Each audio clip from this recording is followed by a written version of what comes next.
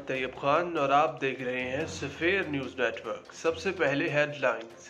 Corona शिद्दत अख्तियार करने लगा। दूसरी लहर में एक दिन में सबसे ज़्यादा 105 मरीज इंतकाल कर गए। तादाद 9010 हो गई। 24 घंटों में 2731 नए केसेस रिपोर्ट। फ़ाल केसेस की तादाद 48,000 से बढ़ गई। पंजाब के कई इलाकों में शदीद धुंध। हद निगाह कम होने पर मोटरवे कई मकामात पर बंद कर दी गई। कौमी शाहराह पर भी ट्रैफिक की रवानी मुतासिर।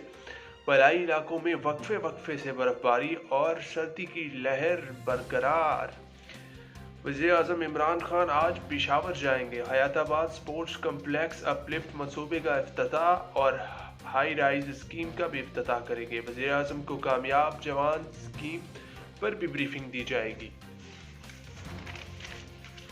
भारत बाज न आया। लाइन ऑफ कंट्रोल पर फिर जंग बंदी माहदे की खिलाफ वर्जी। भारतीय फौज की बागसर सेक्टर पर बिना इख्तियार फायरिंग। पाक फौज का भरपूर जवाब भारी जानी और माली नुकसान पहुंचाया।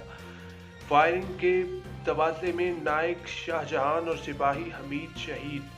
पेट्रोलियम मसनूआत की कीमतों में इजाफा। पेट्रोल की कीमत 103 रुपए 59 पैसे फी लीटर मुकर्रर और हाई स्पीड डीजल की कीमत 108 रुपए 44 पैसा फी लीटर हो गई। मुश्किलात में गिरी कौमी टीम के लिए एक खुशी की खबर।